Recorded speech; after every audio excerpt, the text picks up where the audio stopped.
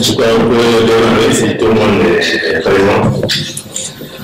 Donc, je reviens avec une autre présentation concernant une maison à énergie positive qui a été conçue et réalisée au Sénégal, à Dakar.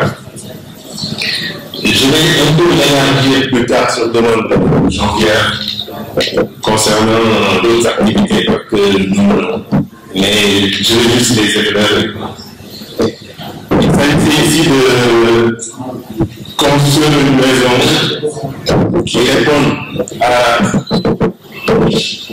un besoin qui était de montrer qu'on pouvait être autarque avec les énergies renouvelables. Parce que jusqu'à présent, en tout cas, quand l'idée a commencé à germer dans les années 2000, on se posait toujours des questions à savoir pourquoi on n'arrive pas à alimenter une maison de manière moderne. Parce que jusqu'à présent, on faisait que des solar home systems, des systèmes de kits familiaux pour juste alimenter quelques lampes et autres dans le village. Et donc, c'est dans le cadre, bien sûr, de la transition énergétique que ça a été initié. Montrer qu'on pouvait alimenter une maison avec des énergies renouvelables. Et là, je montre rapidement les pôles d'intervention aussi de ma structure, qui est la technologie. Nous travaillons dans le bâtiment, dans la production alimentaire, la mobilité électrique, le e-mobile, mobility, la production industrielle aussi de courant vert, c'est-à-dire que donc le développement de centrales à énergie renouvelable, solaire, éolienne, comme ici biogaz. Et la problématique pour cette maison-là, je l'évoque rapidement, c'est donc la forte croissance de la demande énergétique que nous avons dans nos pays, après les avoir analysés partout. Hier, quelqu'un a parlé de 7%. Mais moi, quand je faisais l'analyse, en tout cas au Sénégal, ça tournait autour de 8%.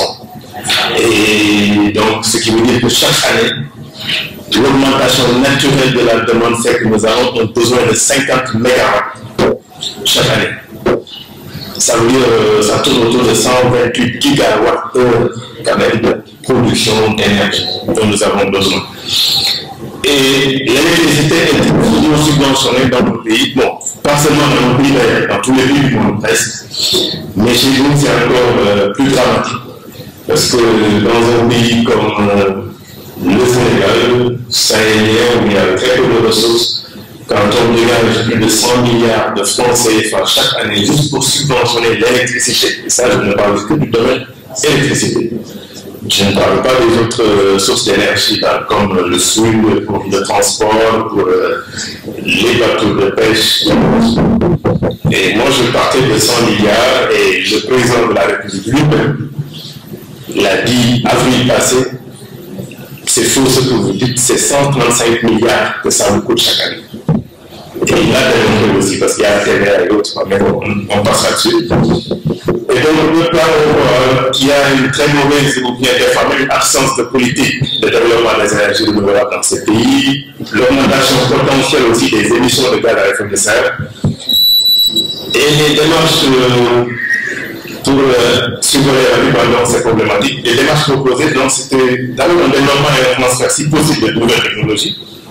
L'adaptation de ces technologies au contexte social, culturel et environnemental de nos pays. Ça, c'est important, parce que je dis simplement de prendre quelque chose et de l'importer au Sénégal, de déposer sur la table, de voir aussi comment l'adapter à notre contexte.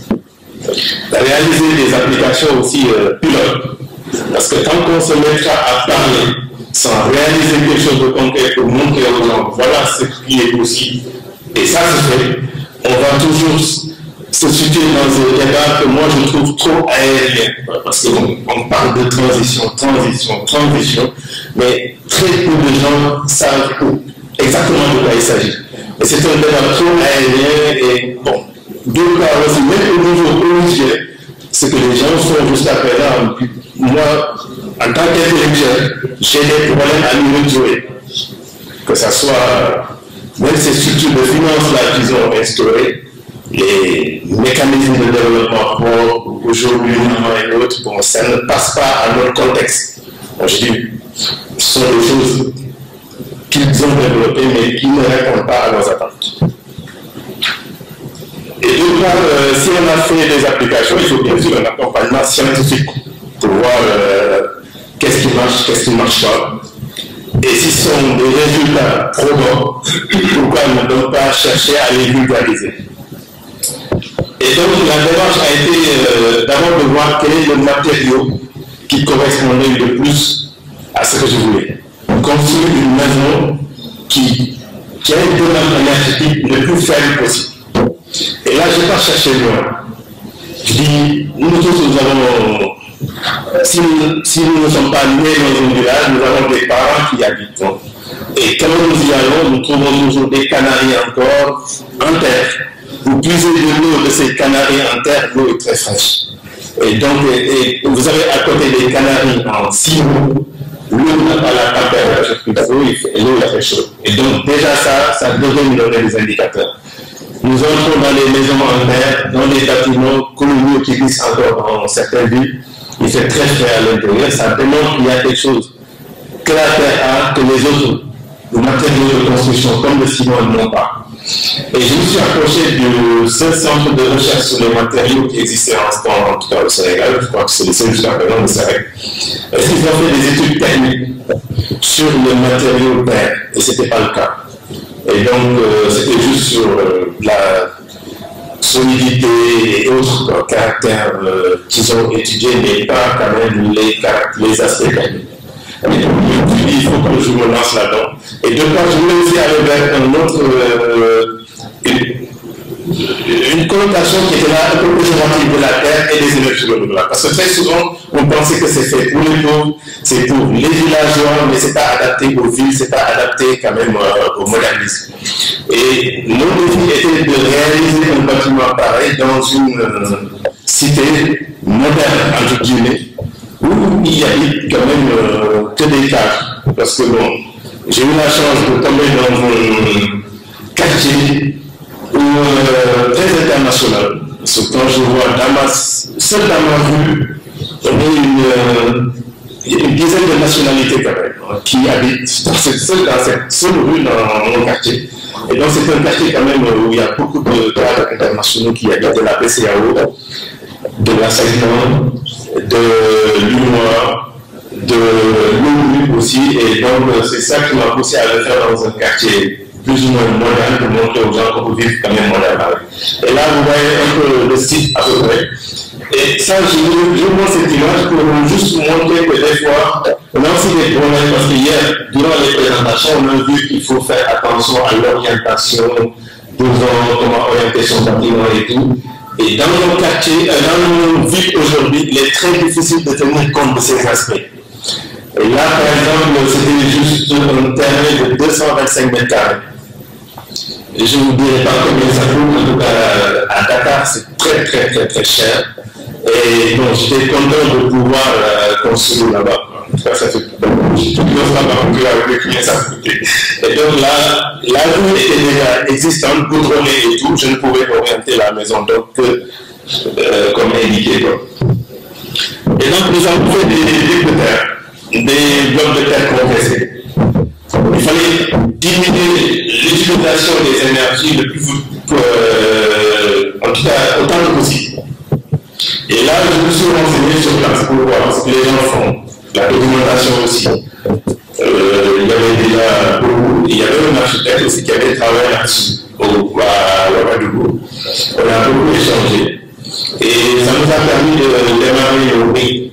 Et on a expérimenté aussi, bien, parce que moi je ne suis pas toujours quelqu'un qui dit bon, comme ça, je fais comme ça. Non.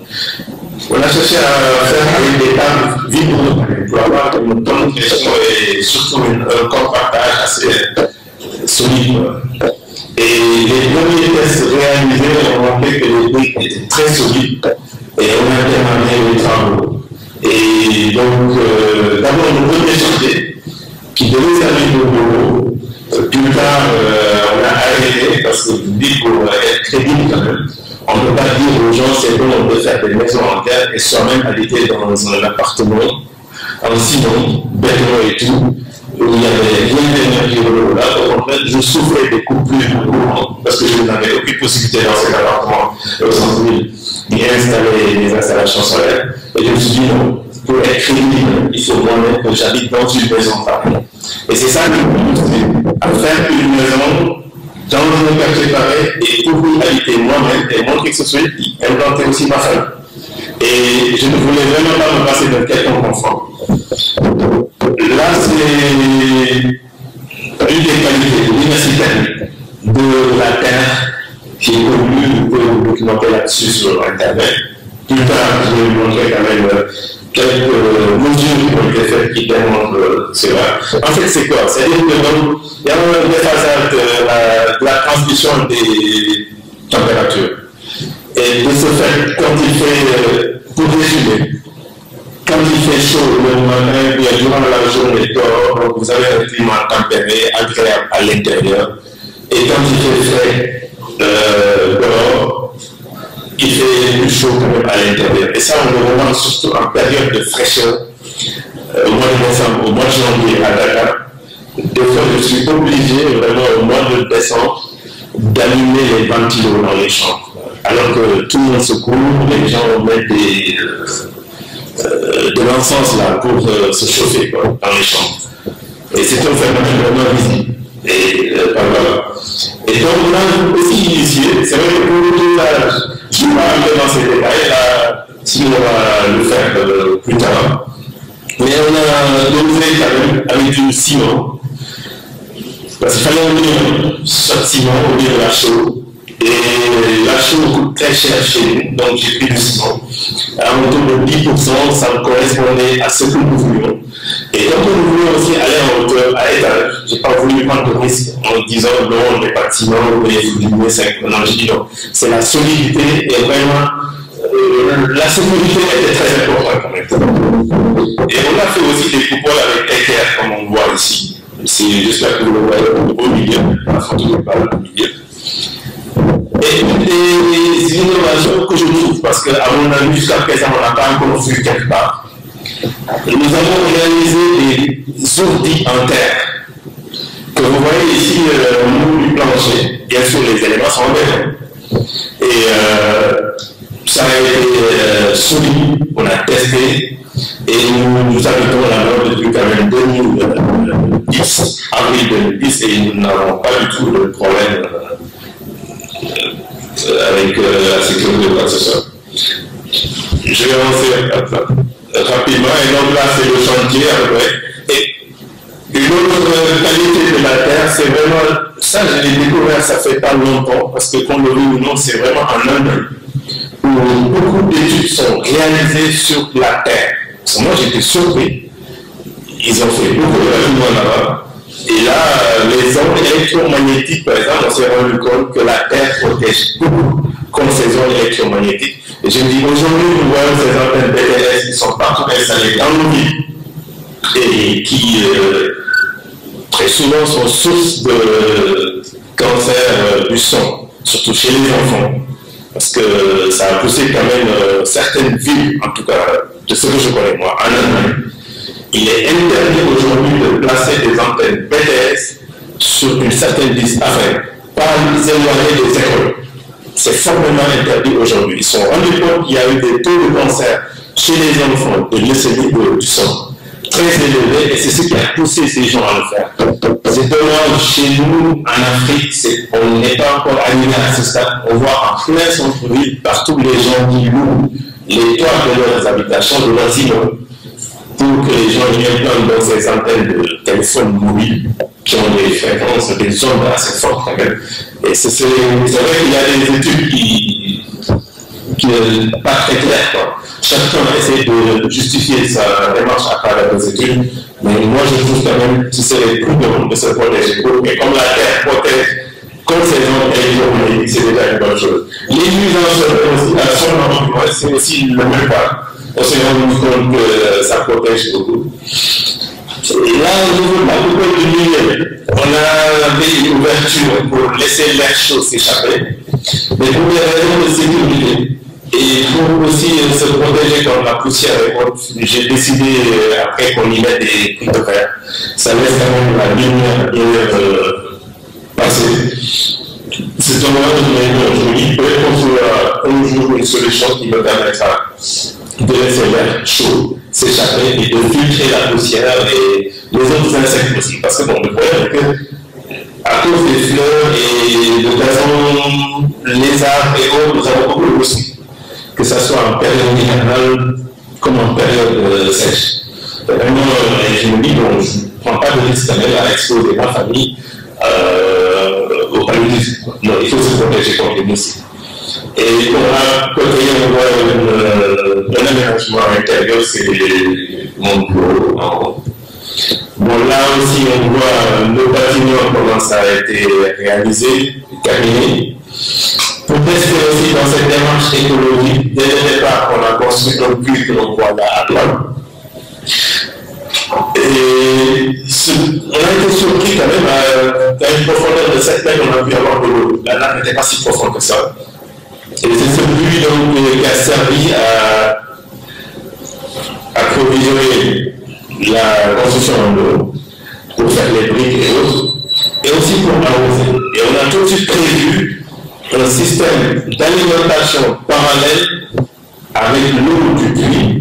Et de ce fait, aujourd'hui, tous les chasses d'eau de la maison, c'est-à-dire parce que chaque fois que vous appuyez, c'est quand même 6 à 10 litres qui partent. Et utiliser l'eau potable quand même juste pour appuyer sur les chasses, c'est très regrettable. Et là, quand même, les chasses d'eau sont alimentées avec l'eau du puits.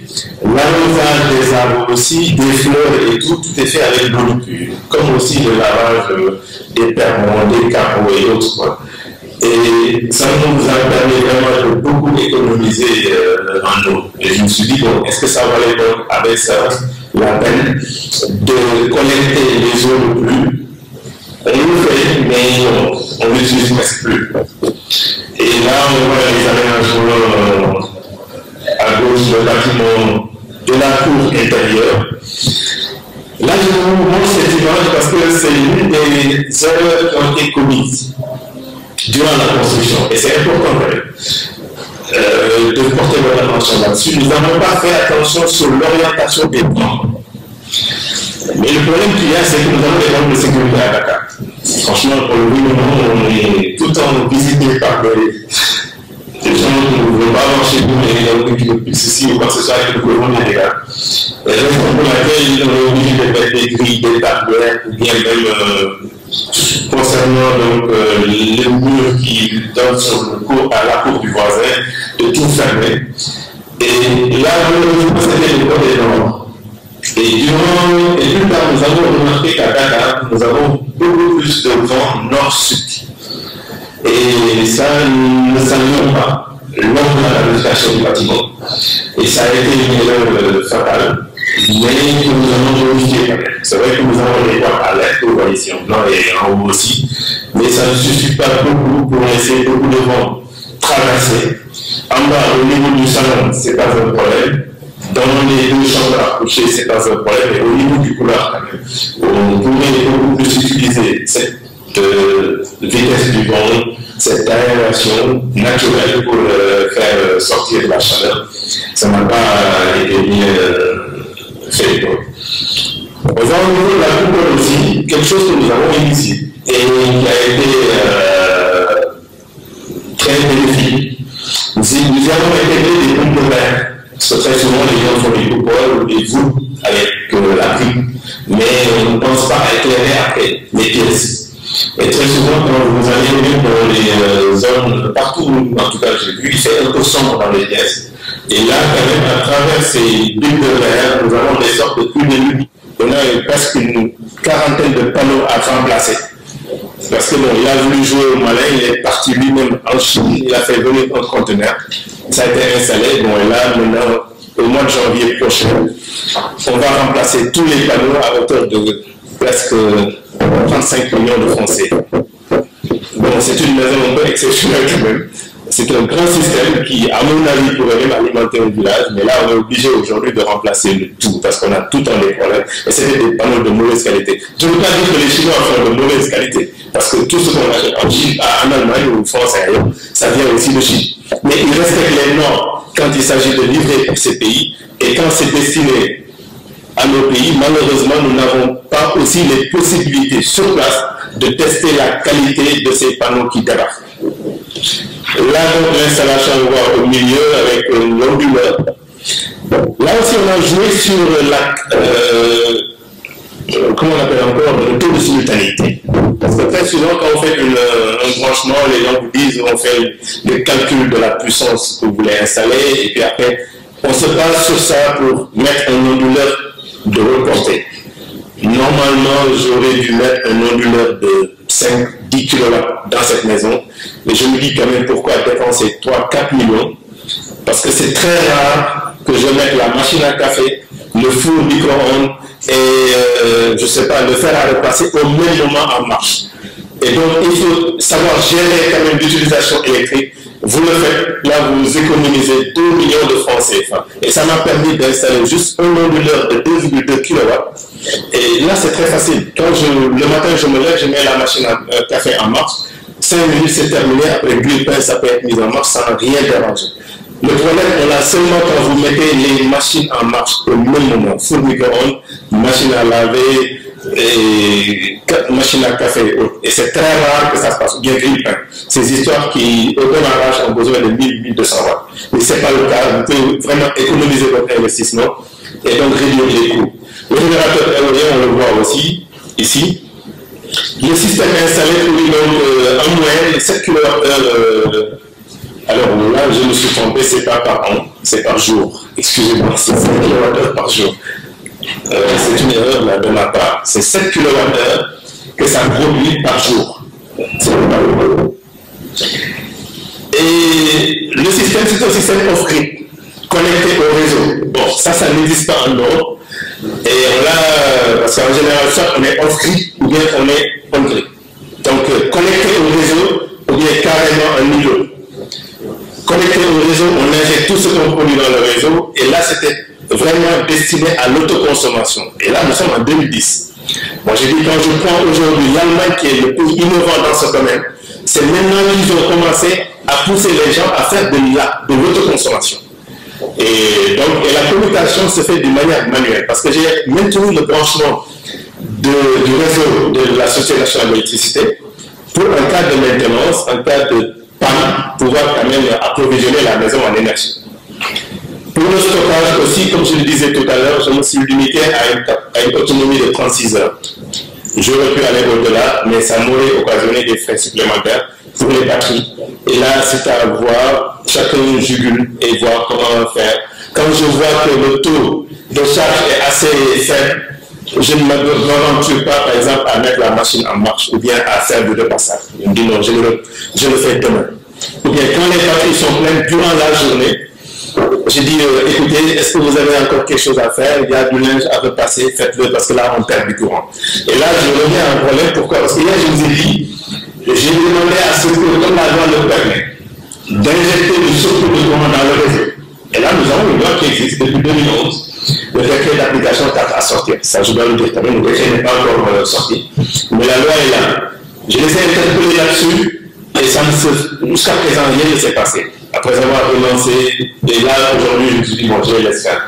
Je suis juste dans le courant et je n'ai même pas le droit de l'offrir à mes voisins, le surplus de courant. La loi l'interdit. Je n'ai pas le droit de le vendre, je n'ai pas le droit de l'offrir à qui que ce soit. Je consomme ou bien je laisse gaspiller. Et c'est très dommage parce que normalement, la loi dit aussi, si je fais de l'injection, je peux aller concernant la puissance installée jusqu'à atteindre la puissance souscrite. C'est-à-dire que j'ai souscrit au niveau de la Société nationale 2-3 kW, je peux installer au niveau solaire jusqu'à 2-3 kW. Je ne peux pas installer 4 kW et me permettre d'injecter le surplus. La loi m'interdit ça. Je dois installer le maximum ce que j'ai souscrit au niveau de la Société nationale pour n'injecter que le surplus. C'est-à-dire qu'ils ne veulent pas que les gens l'utilisent à des fins commerciales. C'est compréhensible. Et bon, chez moi, normalement, au départ, c'était 2 kW, 2000 watts. Mais je me suis rendu compte que ce serait 500 watts de plus installés qui serait perdre. Parce que le courant est produit, mais je ne sais que faire de ce courant-là. Je n'ai même pas le droit de l'offrir à mon voisin. Et donc, on a réduit la puissance quand même du système installé. Je vais vous montrer plus tard un autre exemple où ça a été installé comme cadeau. Et le stockage, je l'ai montré. Et parce que si, concernant l'amortissement, j'aurais eu le droit d'injecter le surplus de courant dans le réseau, rémunéré au même taux d'achat. C'est-à-dire que je paye 115 francs pour acheter, j'injecte dans le réseau, il me rembourse 115 francs CFA, j'aurais gagné chaque mois autour de 30 000 francs CFA de la Sénélec. Et ces 30 000 francs CFA, ou bien 360 000 francs CFA, m'auraient permis aussi d'amortir très rapidement mon investissement de départ. Parce que ça, si tout un chacun de nous pouvait l'avoir, cet avantage-là, ça permettrait aux gens d'abord d'être autonomes à l'énergie, comme ça se fait en Europe. Et tous les 3 mois, je leur présente ma facture et ils me payent les 90 000 francs CFA et je retourne chez moi. Ça, ce serait une incitation, à mon avis, à encourager, mais bon, là, on bloque quoi, ce truc-là. La loi le permet, mais les sociétés nationales, l'État bloque. À ma connaissance, aujourd'hui, il n'y a qu'en Ouganda où il y a un tarif, enfin, un tarif de rachat. Ghana, oui. Mais Ouganda, c'est pratique déjà, depuis longtemps. Et Ghana, en Tanzanie, ils travaillent là-dessus, sur la loi. C'est dommage. Donc, j'ai copié le texte de loi sur l'Ouganda, mais c'était en anglais, je n'ai pas eu le temps de traduire. Là, les installations aussi électriques, quoi, rapidement. Donc, l'investissement pour le solaire et l'éolien, c'est 7 millions à peu près de francs CFA. Et là, ça couvre vraiment tout. C'est vrai que je les ai achetés moi-même. Il n'y a pas de marge quand même là-dessus. Et en 5 ans maximum, on voit qu'on amortit cet investissement-là. Les avantages, j'ai énuméré quelques-uns ici en bas, comme pas de coupure dans la maison, on ne connaît pas, et une qualité de vie aussi plus importante. Et les avantages aussi écologiques, bon, on a beaucoup d'arbres fruitiers dans la maison, ici c'est juste un exemple, qui me permettent de m'approvisionner aussi en eau, parce que j'ai de l'eau à travers le puits, donc j'arrose, j'ai manguier, carosselier, bananier, citronnier et autres. Et la consommation aussi d'eau, parce que ça a été réduit, par mois je consomme, comme vous le voyez ici, 12,5 mètres cubes, qui me coûte maximum 6 500 francs CFA. Mes voisins d'à côté, qui consomment à peu près le double, un peu plus du double, et ils se tapent chaque mois, enfin tous les trimestres quand même, une facture de 40 000 francs CFA. Et ça aussi, c'est dû au mode de facturation. On peut en revenir, mais je me dis c'est typique pour chaque pays. Donc ça, c'est un cas spécifique du Sénégal. On le voit aussi dans d'autres pays. Bon, je me dis, on n'a pas besoin d'entrer dans les détails, mais c'est comme ça. C'est-à-dire qu'on a une tranche sociale qui va jusqu'à 20 mètres cubes, et au-delà, c'est vraiment taxé à un prix très très très élevé. L'électricité aussi, on voit la consommation de 600 kWh divisé en 150 kWh produits par le photovoltaïque et le solar thermique qui me produit les 450 kWh. J'aurais pris l'électricité pour chauffer l'eau, ça allait correspondre à ça. Mais aujourd'hui, la puissance quand même du chauffe-eau solaire me permet d'économiser 450 kWh quand même, par mois. Et l'émission aussi de gaz à effet de serre, ça c'est très important. Le courant produit avec le photovoltaïque ne produit vraiment pas de CO2. Je ne sais pas, durant la production des panneaux, ok, on a eu des... mais quand même sur place, on ne produit pas du tout de CO2, alors que le courant produit par nos centrales, surtout à flux, très souvent c'est le cas. À ma connaissance, il y a qu'en Côte d'Ivoire où vraiment ils ont beaucoup développé les centrales hydroélectriques que de pays comme le Cameroun, le Gabon et autres pourraient vraiment copier. Mais malheureusement, ce n'est pas le cas, ou en Guinée aussi. Et ces centrales, ils ont partout des centrales à flux. Et ces centrales à flux, pour chaque kilowattheure produit, c'est 980 grammes de CO2 émis. Et là, vous pouvez vous rendre compte quand même de ce que ça fait, quoi. Comment nous continuons à produire nous aussi. Et là, comme comparaison, parce que quand je vois la maison quand même de mes voisins, qui ont des factures bimestrielles qui tournent autour de 250 000 francs CFA, ça veut dire donc qu'ils consomment autour de 1000 kWh, parce qu'ils ont partout des clims, ils sont de grandes maisons quand même, moins 100 000. Et ces 1000 kWh, ça correspond quand même à 12 tonnes de CO2 occasionnées par chaque maison dans ce métier. 12 tonnes de CO2 économisées à travers ces installations photovoltaïques et solaires thermiques. Et là aussi, les avantages sociaux, parce que je me dis d'abord côté santé, parce que je l'ai évoqué tout à l'heure, la protection contre, comment dirais-je, les ondes électromagnétiques, contre la pollution sonore, le loyer qu'on ne paie pas, l'électricité qui est produite, l'eau qui est sur place aussi disponible à travers le puits, la mobilité aussi. Bon, là, je l'ai évoqué parce que l'idée était d'avoir une voiture électrique avec laquelle je pourrais donc utiliser, que je pourrais télécharger les batteries en utilisant le surplus de courant. Bon, malheureusement, ça n'a pas encore abouti, mais on travaille là-dessus. Et ça permettrait donc aussi, côté transport, d'économiser beaucoup. Parce que si j'ai une voiture avec laquelle je peux me déplacer dans Dakar, qui est électrique, en utilisant le courant produit par les panneaux photovoltaïques, là j'économise beaucoup quand même le fuel qui me coûte beaucoup. Surtout chez nous, le diesel, le litre de diesel tourne autour de 800 francs CFA. Bon, et ça continue quand même à augmenter la qualité de vie, à permettre aux personnes âgées de vivre dans des conditions plus décentes et surtout d'être plus sécurisées. Parce que quand on dit il y a une problématique aussi dans nos pays sociaux que nous feignons de ne pas voir. Très souvent, les gens qui travaillent ont des revenus assez élevés. Arrivés à la retraite, ils se retrouvent avec des revenus très maigres, ce qui les pousse très souvent à vendre leur maison pour aller se retrouver dans des zones éloignées, et tout ça parce qu'ils ne peuvent plus supporter les coûts, les charges fixes de la maison. Et vous avez des installations pareilles qui vous permettent aujourd'hui d'avoir des charges fixes qui tournent autour de 100 000 francs. Je pense qu'on peut quand même faire ça. Et là, je vous montre quelques exemples, parce qu'il a été important, c'est vrai, de le faire pour moi, de vivre là-dedans, mais c'était aussi comment trouver un système pour permettre à des maisons déjà existantes et avec un moins 100 000, de les équiper en énergie renouvelable et d'être autonomes. Et là, je vous montre 2-3 exemples. C'est une maison réalisée à Dakar. C'est un des directeurs de l'autorité de régulation des télécoms. Il est directeur dans cette structure.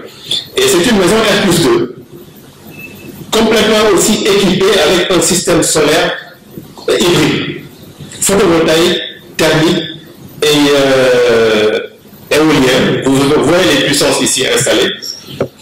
Et cette maison aussi est autarque. Et il se tapait des factures qui tournaient autour de 200 000 francs CFA.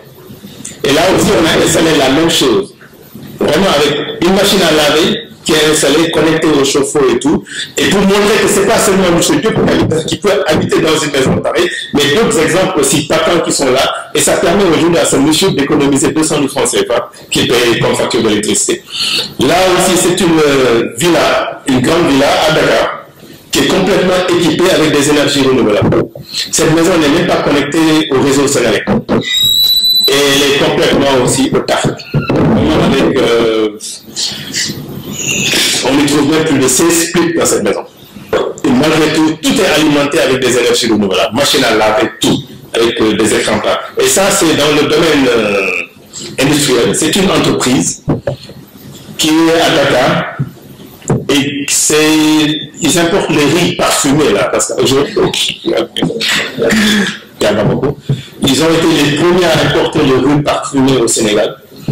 Et cette entreprise est aujourd'hui aussi autonome à travers un système, d'abord une stratégie d'efficacité énergétique qui a permis de beaucoup réduire la consommation, avec un champ solaire très réduit. C'est vraiment 2000 watts qu'on a installé sur le toit, parce que c'est un bureau, et la capacité aussi des batteries a été délibérément diminuée parce qu'ils travaillent durant la journée. Ils viennent le matin à 8h, 9h au bureau, déjà on a du soleil. Et donc c'est le courant produit par les panneaux qui est consommé durant la journée avec les ordinateurs, les imprimantes et la climatisation et autres. Vraiment, le système de stockage, c'est juste le matin quand ils viennent, s'il n'y a pas de soleil, mais aujourd'hui ils sont autonomes. Ils allaient avoir un groupe qui consommait beaucoup à cause des coupures, ça a été immédiatement éliminé.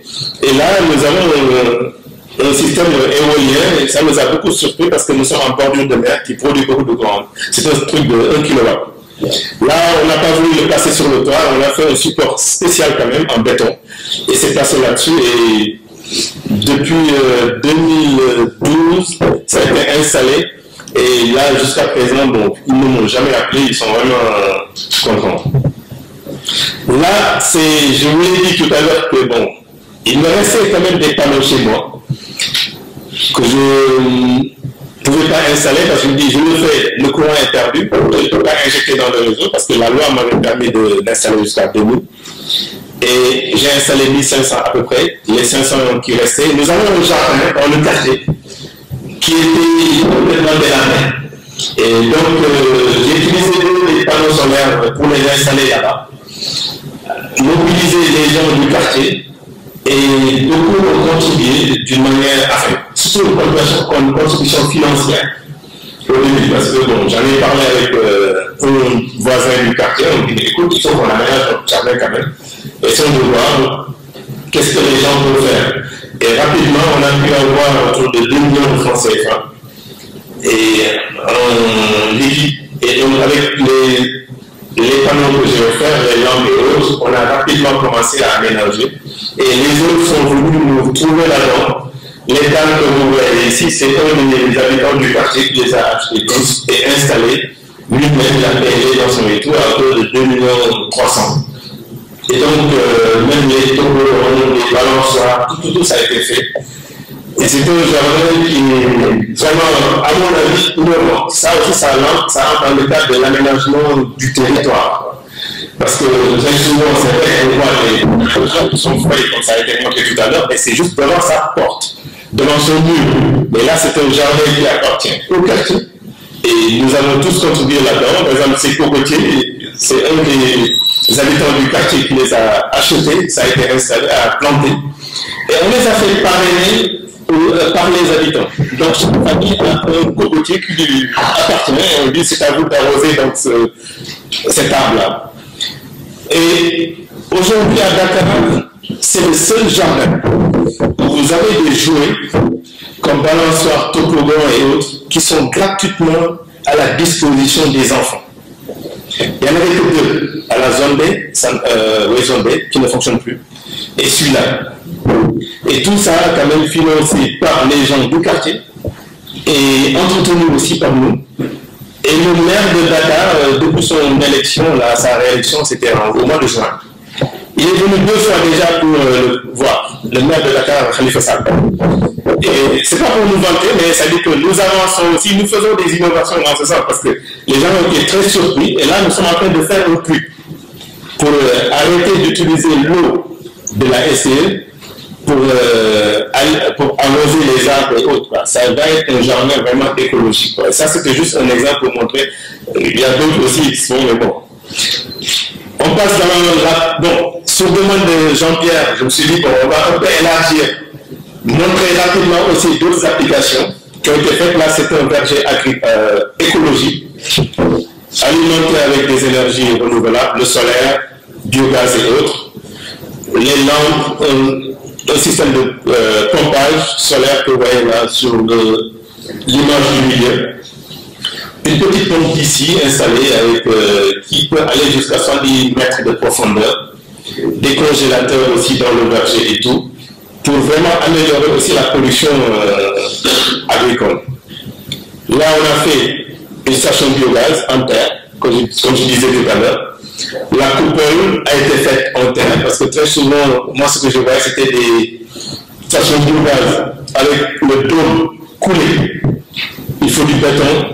Il faut du fer, très souvent dans des endroits isolés où ces matériaux n'existent pas, donc il faut les faire venir. On dit non, il faut faire quand même une station biogaz en utilisant le matériel existant, les matériaux de base existants sur place. Et on l'a construit et c'est fonctionnel maintenant. Même la toilette qui était avant, qui avait une force perdue, est connectée sur la station biogaz. La nappe phréatique n'est plus polluée et puis nous produisons un digestat que vous voyez en haut à droite qui sert à fertiliser quand même la production agricole. Là, c'est une autre ferme, non, c'est toujours avec le gaz qu'on voit ici, qui sert à cuisiner. Quand je suis là-bas le week-end, donc on peut rapidement chauffer, manger ou quoi que ce soit. Les lampes aussi à gaz, on utilise aussi ce gaz-là produit par donc la station pour chauffer les étables où sont des poulets. C'est juste aussi là pour l'auto-alimentation. Et là, le manomètre aussi pour mesurer les pressions. Donc tous les déchets organiques aujourd'hui que nous avons dans le verger sont valorisés à travers cette station biogaz. Et ça, c'est important quand même de pouvoir trouver des systèmes adaptés pour l'élimination des déchets. Bon, là, c'est une ferme qui a été installée à 500 km de Dakar au nord, dans une zone où il fait très chaud. Normalement, il n'y a pas d'aviculture dans cette zone à cause de la forte température qui existe. Et on y a fait un poulailler en terre, à cause donc des spécificités que j'ai évoquées tout à l'heure, thermique.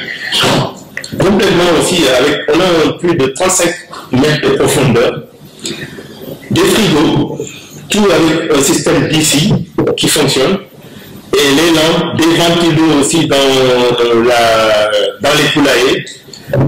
Et nous avions tellement d'eau que nous étions obligés d'y implanter des arbres fruitiers pour consommer l'eau. Et là, je vous montre un bilan rapide quand même pour voir comment ça a été rapidement amorti. C'est un investissement au départ un peu lourd quand même, 23 millions, chiffré ainsi. Mais seulement à travers les œufs produits parce que c'est une zone qui avant était alimentée en œufs à partir de Dakar. Chaque semaine, il y avait donc des camionnettes qui partaient de Dakar avec des œufs vraiment qui datent de 2, 3, 4 semaines pour aller ravitailler le nord du Sénégal. Et aujourd'hui, le monsieur, avec ses 2000 unités qu'il a sur place, il produit autour de 35 plateaux d'œufs par jour qu'il vend. Et les gens viennent immédiatement dans le verger pour acheter. Et donc déjà, dans la première année, il a eu un chiffre d'affaires de 12,6 millions de francs CFA. Le personnel, c'est 4 personnes maximum qui l'utilisent, 2 à temps plein et 2 temporaires.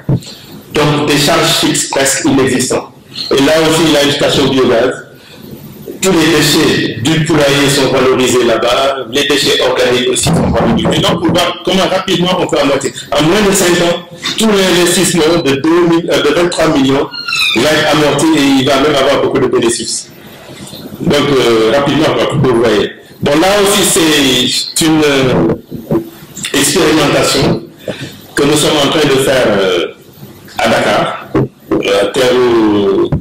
Enfin, c'est une plage à Dakar. Ce sont des pêcheurs. Lors d'une discussion avec eux, je me suis rendu compte qu'ils dépensaient autour de 25 à 35 000 francs CFA pour le flux par jour. Et donc, je me suis dit, mais c'est bizarre quand même. Vous parcourez un maximum de distance de 10 km, vous plantez quelque part, vous pêchez durant toute la journée, après vous revenez. Et durant tout le temps où vous êtes en train de pêcher, vous êtes exposé au soleil. Et donc, on a acheté un moteur électrique très faible. Vous voyez ici qui ne fait même pas 1000 watts. Et qui est alimenté avec... non, le moteur a une puissance plus élevée, excusez-moi. Je parlais plutôt de la puissance du système solaire. On a installé des panneaux solaires donc, sur le bateau, enfin sur la pirogue, parce que c'est une pirogue. Et donc ça alimente les batteries et donc alimente le moteur électrique. Et avec, ils vont en mer, ils s'arrêtent quelque part, ils sont protégés contre la chaleur, contre les rayons du soleil du monde. On a installé un système aussi de 12 volts avec une petite machine à café de 12 volts. Ils peuvent faire du café ou du thé en pirogue pendant qu'ils sont en train de pêcher. Bon, je vais installer une radio VHF de 12 volts pour en cas de détresse aussi pouvoir émettre des signaux. Communiquer avec la côte ou bien qui que ce soit. Et ça ne consomme absolument rien. Et on a été surpris, bon, le premier, bon ça c'est le premier, je n'ai pas voulu montrer beaucoup d'images quand même. On a eu des problèmes de stabilité, ça je l'avoue. Parce qu'on avait autour de 110 à 120 kg quand même sur le toit, avec le support et autres. Et il fallait quand même avoir en bas le double de ce poids-là pour stabiliser la pirogue. Et des fois, quand même, durant la traversée de la houle, nous avions de l'eau là-dedans. Et bon, c'est vrai que c'est tous les pirogues longs. Et je me dis, bon, là, nous sommes en train d'expérimenter. Il nous arrive des problèmes, les gens vont me taper dessus. Et donc, on l'a fait pendant 2-3 mois, on a arrêté. Et on est en train de chercher d'autres solutions. Bon, on en a trouvé apparemment en Polynésie, avec des balanciers sur les deux côtés. Et ce sont des bureaux, moi je n'ai jamais été là-bas, je n'ai pas encore eu la chance. C'est un commandant de bord qui me l'a expliqué, on a fait des dessins. Et ce que nous sommes en train de construire d'abord, parce que je me suis dit la sécurité est très importante. On doit prendre le risque d'envoyer des gens en mer, après ça coule. Donc si c'est un bateau, parce qu'on a autour de 200 à 300 morts quand même, parce que j'ai les chiffres, on a fait l'étude. 200 pêcheurs qui disparaissent en mer au Sénégal. Je ne connais pas le nom dans les autres pays. Mais bon, c'est ma pirogue qui chavire, les gens disent non, là, toute la presse va s'ouvrir là-dessus. Et donc on s'est dit non, si nous devons faire attention, on va construire, fabriquer une pirogue avec des balanciers et remettre les systèmes, remettre les panneaux là-dessus, parce que là on a une sécurité absolue. Il n'y a aucune chance quand même que la pirogue chavire avec les deux balanciers là. Et là on installera pour repartir. On a vu que c'est un truc qui peut être amorti rapidement quand même, non? Parce que l'investissement de départ, en tout cas pour cette première, c'était 5 millions. On disait aux gens, pêcher, c'est autour de 60 à 100 kilos par jour. Et le kilo de poisson vendu quand même à 2000 francs CFA. Et donc, bon, là, c'est les 20 kilos. Bon, la part est divisée par 3. C'est le bateau, les piroguiers et moi-même. Parce que bon, je mettais un peu d'argent aussi pour pouvoir remplacer, faire la maintenance et autres. Et bon, là, on a pris un prix très bas. Actuellement, le kilo de poisson se vend à Dakar à 3500 francs CFA. Semaine passée, encore, je me suis renseigné. Et là, nous partons de 2000 francs CFA. Et donc, pour vous dire que très rapidement aussi, on a pu amortir cet investissement. Vous pouvez faire le calcul pour voir quoi. Et ça, c'est l'entrée d'argent par jour, quoi. Pour le bateau, c'est 40 000 francs CFA. La mobilité électrique, j'en parle un peu parce que nous travaillons là-dessus. Ce bateau-là, on veut plus tard le transformer en bateau pour transporter quand même des gens dans des zones un peu isolées comme en bordure de fleuve. À Saint-Louis, pour traverser le fleuve, les gens ont des problèmes. Il y a un seul pont qui existe aujourd'hui. À Ziguinchor aussi, les gens ont des problèmes pour aller sur le fleuve. Faire parcourir 50 à 100 km avec un bateau pareil, on pouvait le faire. Certains ont dit pourquoi ne pas le faire en mer, mais j'ai dit non, là les vagues sont quand même un peu élevées. Moi je suis pour l'intérieur, là où on a des cours d'eau à l'intérieur des pays, dans nos villes, ou bien même au niveau de comme Cotonou, où il y a des lagunes, là, ou à Abidjan, avec les lagunes, on peut vraiment les utiliser, ce sont des bateaux complètement électriques. On n'a pas besoin quand même de filer à des vitesses de, je ne sais pas, 5-6 nœuds. Très doucement quand même, rapidement traverser et déposer les gens et revenir. Et ça ne consomme absolument rien, c'est carrément complètement alimenté avec de l'énergie solaire. Le rickshaw solaire, ça c'est une idée aussi que nous avons eue lors du Forum urbain mondial où l'IRTD m'avait invité à Medellin. Et donc il y avait les gens de l'Institut allemand, le Wuppertaler Institut, qui travaillent sur la mobilité urbaine avec ONU Habitat. Et c'est quoi? Ce sont les vélos qu'on voit en Inde, à Bombay.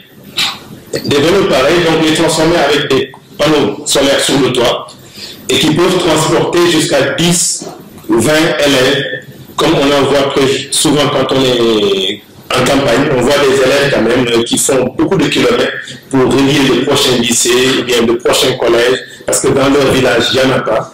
Et je me suis dit quand même, chose pareille, ce serait une bonne chose de le mettre à la disposition des élèves.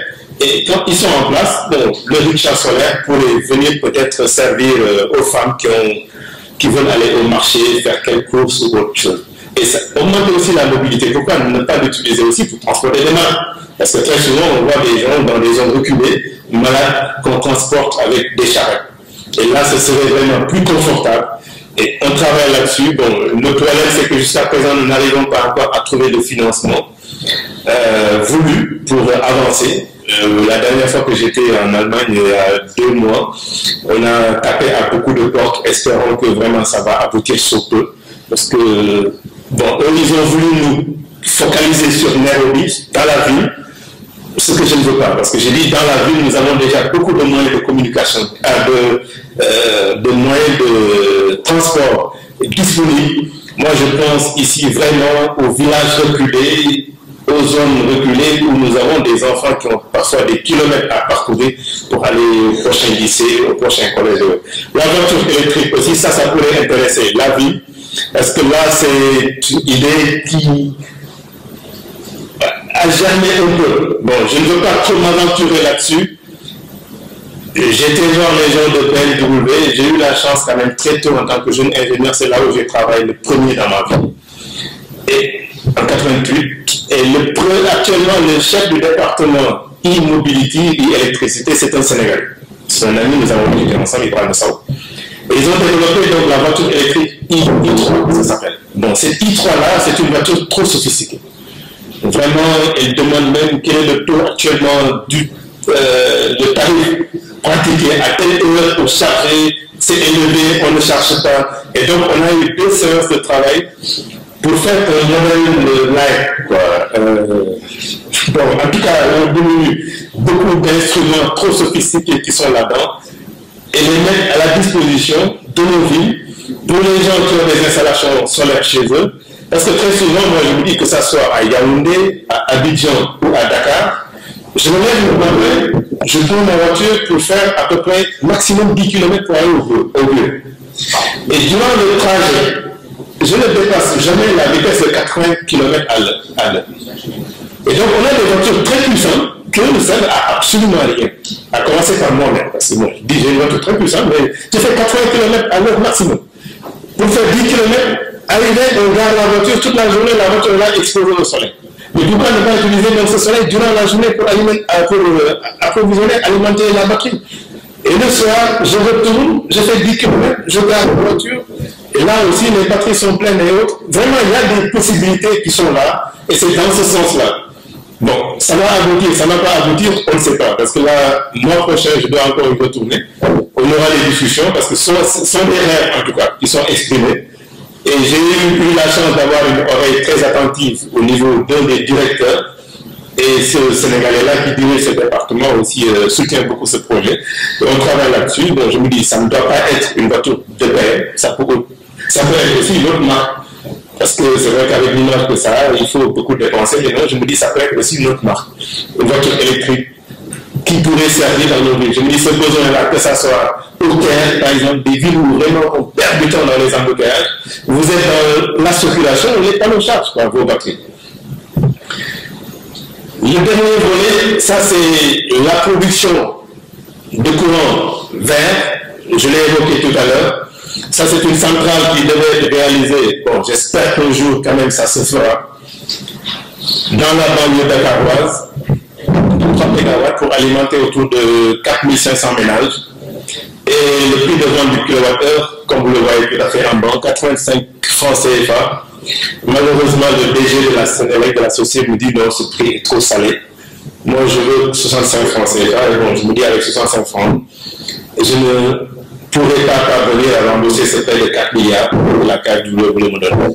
Non. Et alors que eux, aujourd'hui, selon mes estimations, si je ne me trompe pas, le kilowattheure dans la production revient à 150 francs CFA.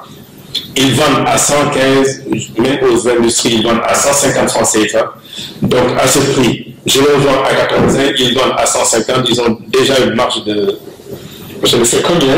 Et d'autre part, l'État aussi qui subventionne le courant, parce que bon, ils produisent à 150, vendent aux particuliers à 115, l'État met 100 milliards de francs CFA pour compenser ça. On aurait pu quand même éliminer cette compensation de l'État. Et ça, malheureusement, ça n'a pas encore été compris. Bon, je ne sais pas pourquoi. Et depuis, on est là en stand-by. Parce que l'agrément, je l'ai eu en avril, non, au mois de février 2013. Et le terrain est aussi disponible, toutes les études ont été réalisées, le financement bouclé. Et là, on attend. Et l'innovation aussi qu'il y avait là-dedans, parce que là, c'est les deux experts actuellement qui sont chargés de conseiller l'État sur le prix de rachat, parce qu'ils sont en contact avec moi. Ils sont venus et lui-même il m'a dit parmi tous les 72 structures qui avaient un agrément, d'ailleurs j'étais le seul Sénégalais, c'était la seule structure nationale à 100%.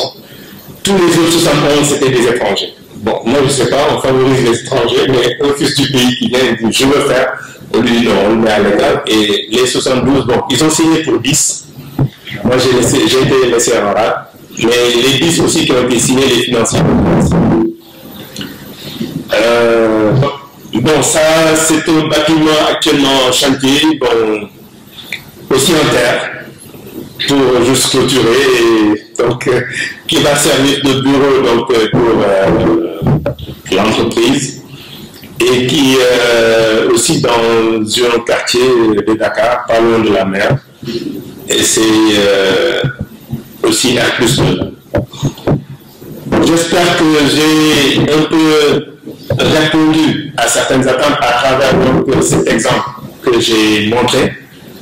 Sinon, et les autres applications aussi, parce que bon, c'était vraiment pas prévu, mais je me suis dit, c'est vrai qu'il y a des gens d'autres domaines qui s'intéressent au transport et autres, ou bien à l'agriculture, on ne peut pas l'évoquer, mais le principal sujet, c'était vraiment donc, la mise en place de cette application pour montrer enfin qu'on peut sortir de ce domaine du rêve-là et faire des réalisations concrètes. Merci beaucoup pour votre attention et je reste à votre disposition.